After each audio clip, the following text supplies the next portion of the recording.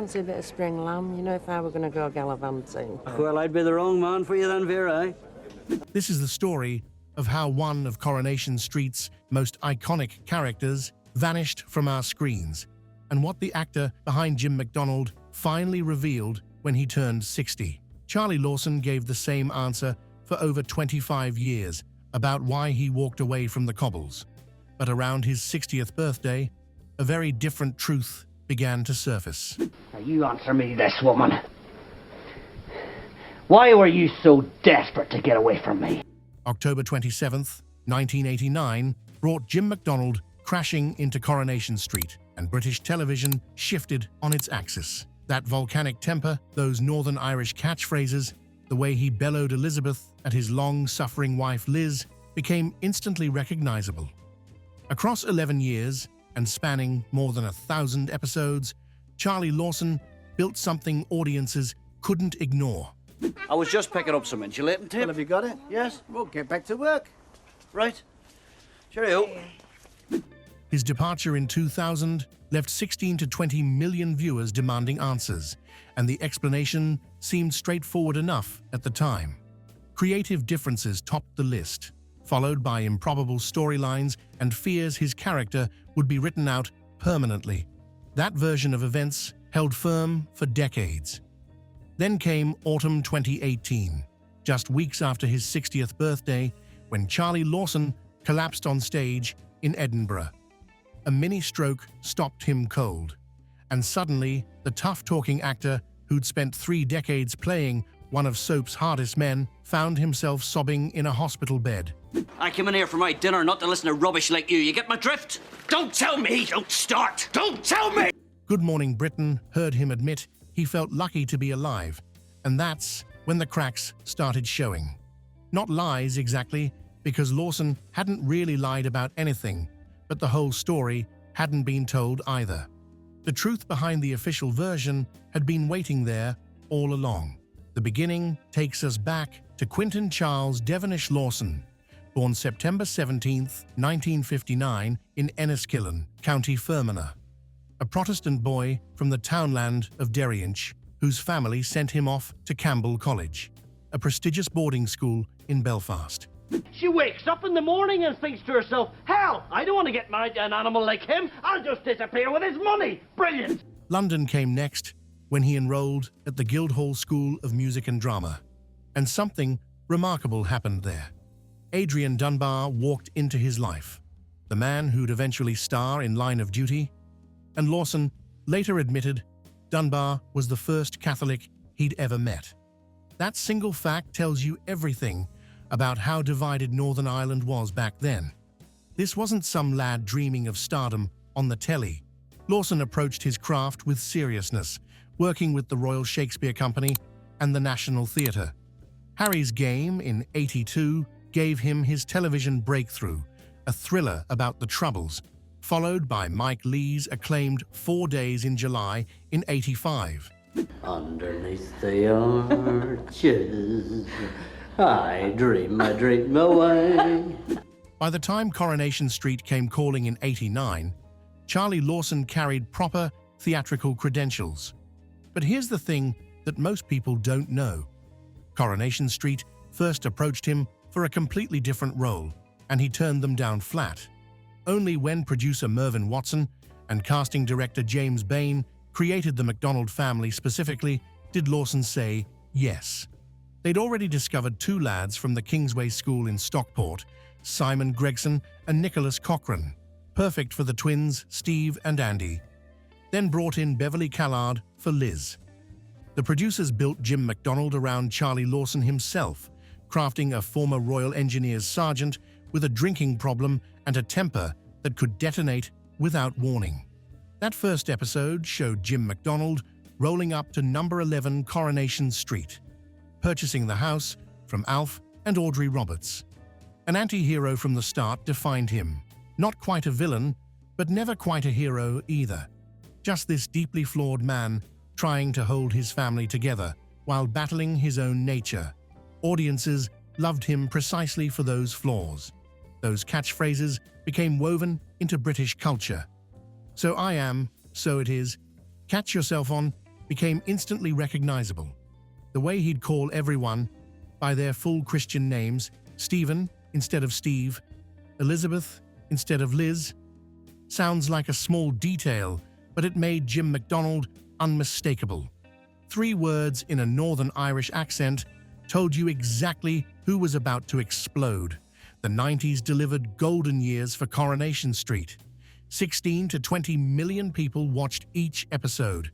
20 million viewers meant if you weren't watching Coronation Street, you stood out as the odd one at work the next morning. Jim McDonald sat right at the heart of that success. And Lawson, alongside Callard and Gregson, as Steve, created one of soap's great family dynasties that audiences couldn't get enough of. Storylines darkened as the decade progressed. 1992 brought baby Katie, born and gone the following day, in devastating television.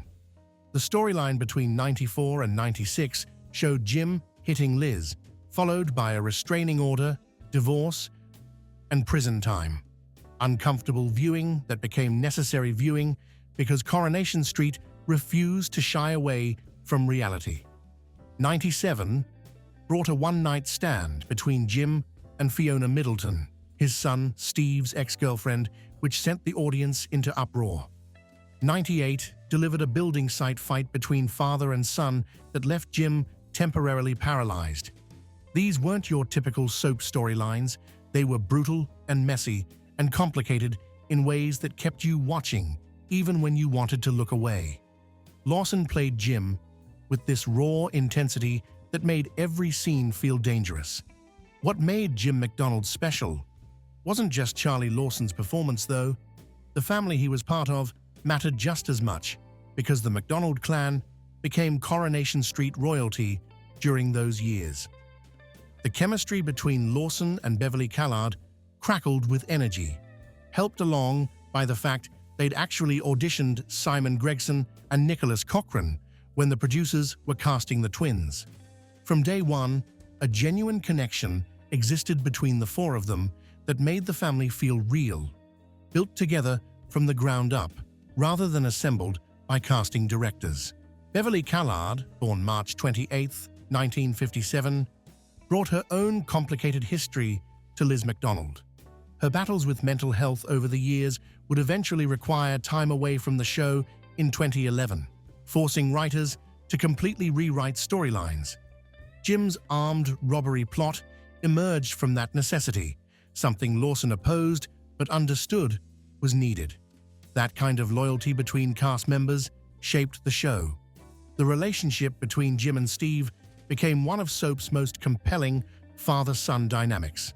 Simon Gregson, born in '74, still appears on Coronation Street today as one of the show's longest-serving cast members. Scenes between Jim and Steve could shift from tender to explosive in seconds. And that building site fight in '98, where Jim ended up temporarily paralyzed, wasn't just about violence. 2 men who loved each other desperately but kept destroying each other played out on screen. Here's something fascinating that few people noticed. Jim McDonald had an in-universe birth date of November 14, 1955, which made him older than Charlie Lawson, born in September '59. Lawson played a character 4 years his senior, carrying extra weight and the sense of a man who'd been through the wars, both literally as a Royal Engineers sergeant and figuratively in his personal life. The character evolved in ways nobody expected at the beginning. Jim, in '89, arrived rough around the edges, but fundamentally decent. By the time the 2000s rolled around, especially in those later guest appearances, Jim had become something darker and more dangerous. The 2014 prison protection racket storyline showed a man who'd learned to survive in the worst possible environments, while the 2018 Katie scam crossed a line that felt unforgivable to many viewers who'd followed him for decades. That transformation from anti-hero to villain wasn't just about writing decisions. It reflected something Charlie Lawson himself understood about how life can harden you, how dependencies and failed relationships and years of battling your own nature can fundamentally change who you are. Jim McDonald in '89 and Jim McDonald in 2018 were almost different people. And maybe that's because Charlie Lawson in '89 and Charlie Lawson in 2018 were almost different people too. His wider career deserves consideration as well. 2009 found Lawson appearing in a German television commercial alongside an 8-foot Frankfurter while doing guest appearances on Coronation Street.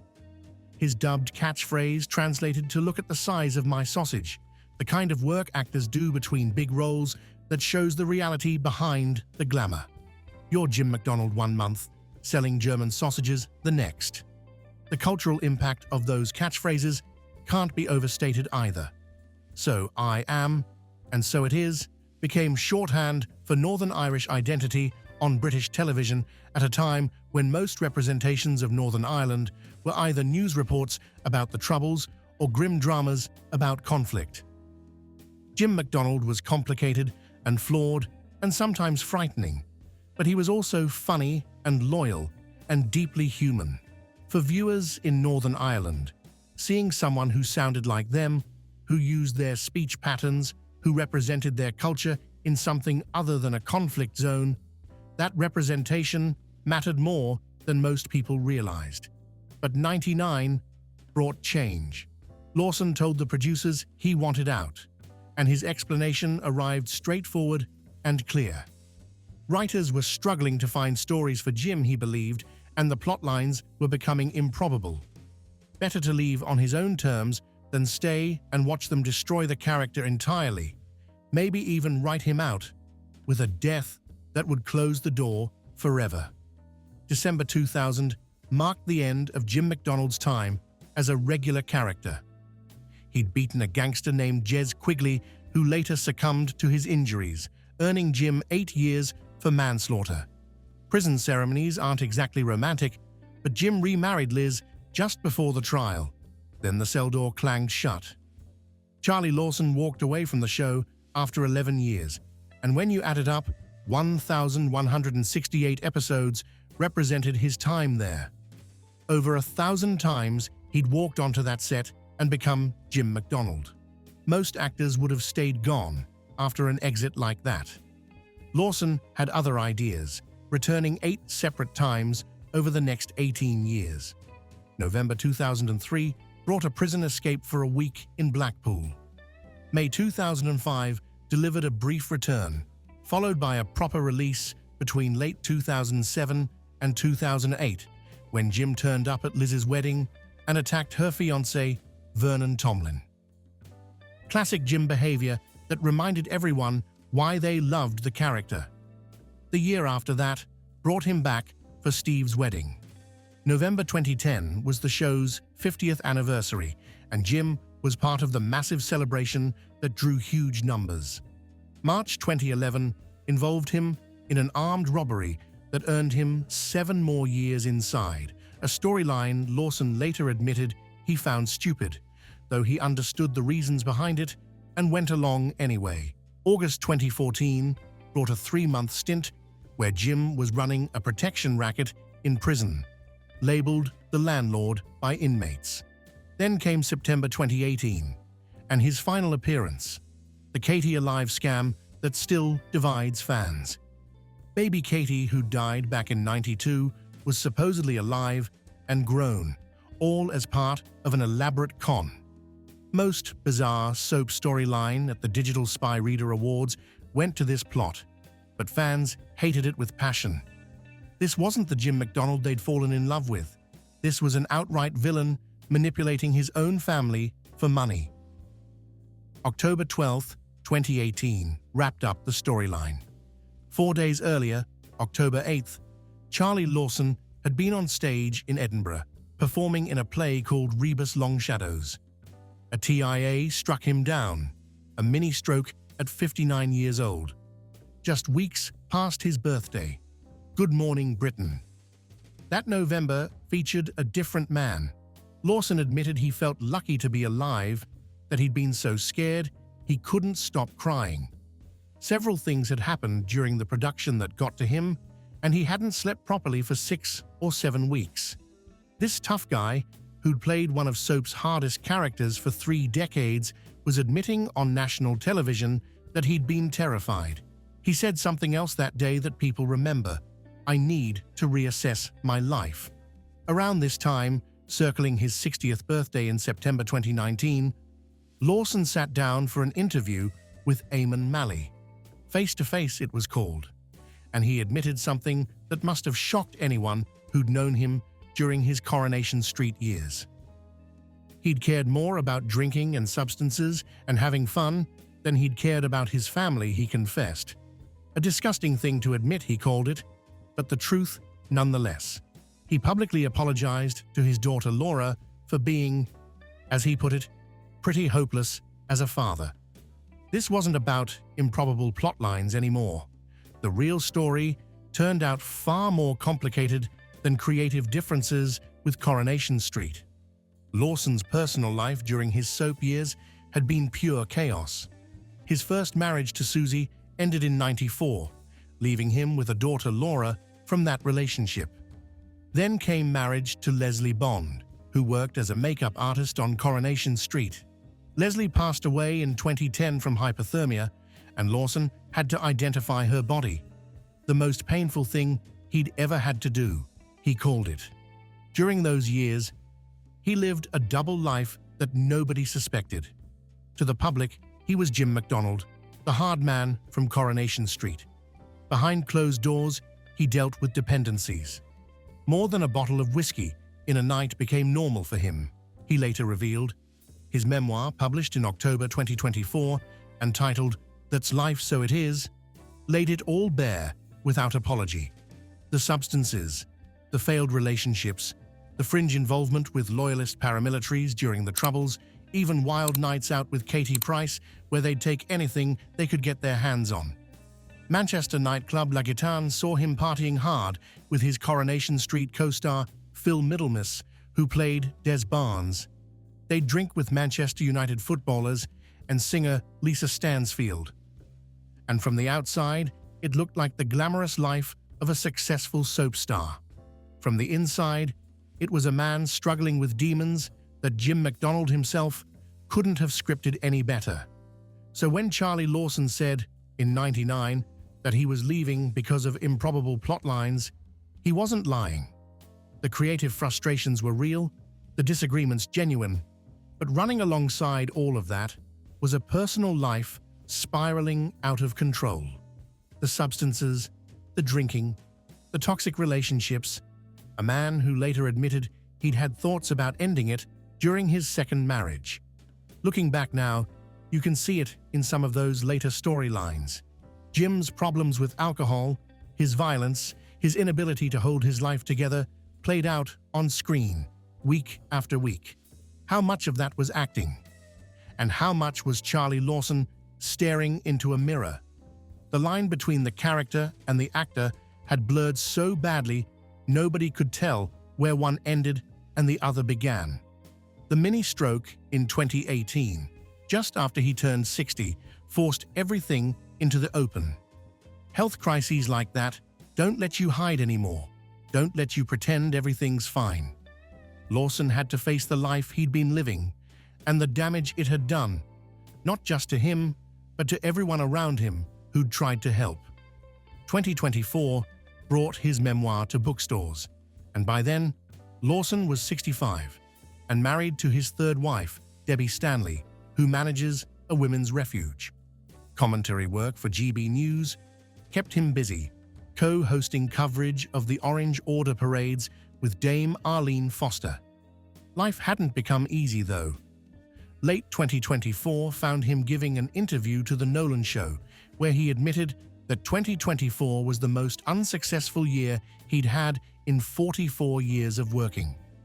His wife's Cheshire farm shop had closed with about £50,000 in unpaid debts sitting there. They hadn't been abroad that year, he explained. Fancy restaurants in Belfast were off the menu. You cut your cloth, he put it simply. May 2025 brought more trouble when he was rushed to hospital after falling twice. Social media got his post about how his physiotherapist had sent him straight to A and E, and they'd called him back for more examinations. It wasn't going awfully well, he wrote without sugarcoating anything. And Coronation Street?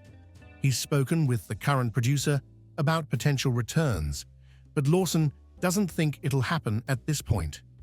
The Sun heard him explain in 2024 that the only way he could see Jim going back is to die. How could Jim fit in now? He asked. Television has become.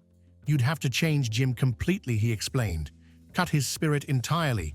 He couldn't play that version of the character. He's also admitted he doesn't watch Coronation Street anymore. It's a different animal now, he says.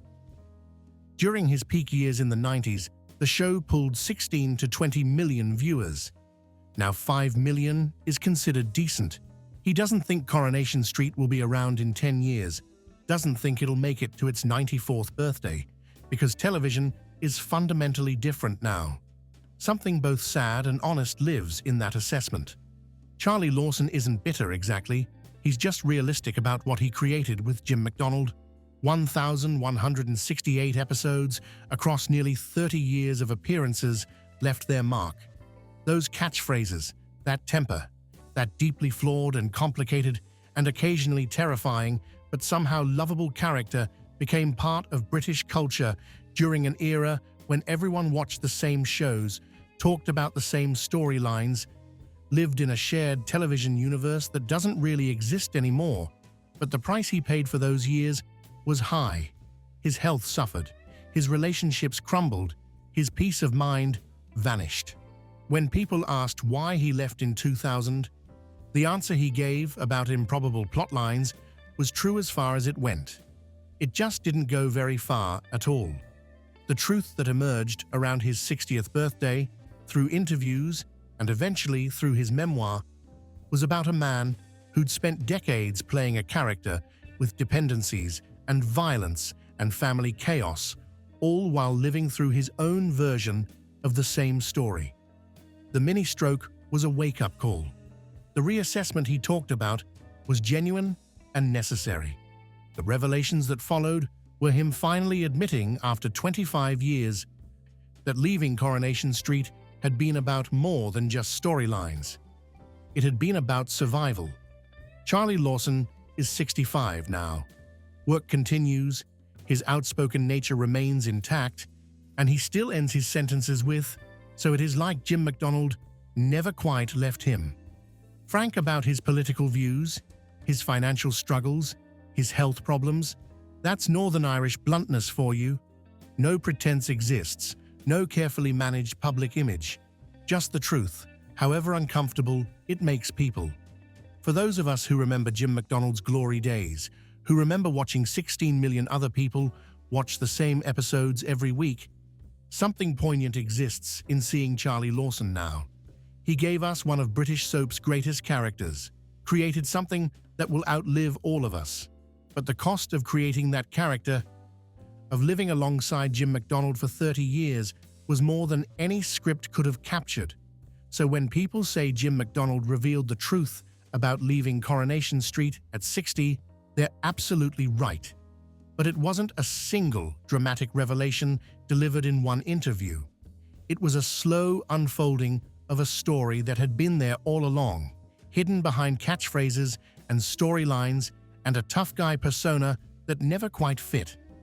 It was about a talented actor whose personal struggles ran parallel to his character's struggles, who finally had to confront everything when his health failed and his 60th birthday forced him to look back. The improbable plot lines he complained about in '99. His own life had been just as improbable, just as dramatic, just as painful. Unlike Coronation Street, though, there wasn't a team of writers making sure everything wrapped up neatly before the credits rolled.